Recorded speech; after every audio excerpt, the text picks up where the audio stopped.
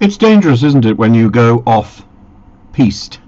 And the Pope went off-piste in a talk yesterday, and the Kremlin is very happy because the Pope praised historical figures in Russia, who I would praise as well, of course. Peter the Great, Catherine the Great. They defined modern Russia, but they did so at the expense of what is now Ukraine.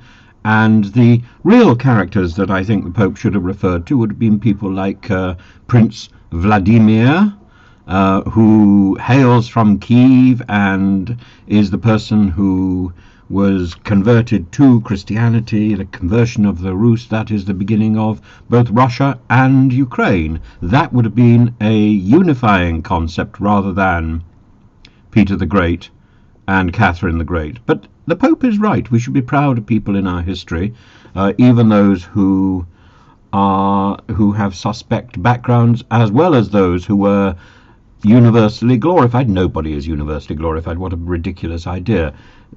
The point is everyone is flawed, and we should look at people's flaws and admire the strength of their character. There's a difference between character and what people do. There's a difference between someone's theatricality and someone's laws.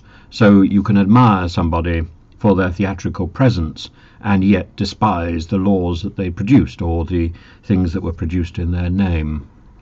And I think it's really important to establish that distinction. Even today, it's perfectly possible to admire the resilience of someone like Dan Wooten and yet still question the allegations against him and wonder whether or not he's the sort of person who should be on regular television, whether or not he should be given airtime. The same thing with Hugh Edwards and Philip Schofield. And Philip Schofield, although there was a lot of news bluster over the weekend, it turns out that he's almost certainly giving up his television career and now thinking about a career in investments and property turnover.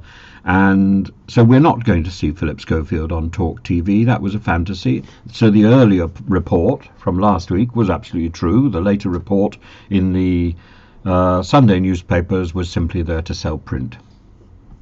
Why are we surprised?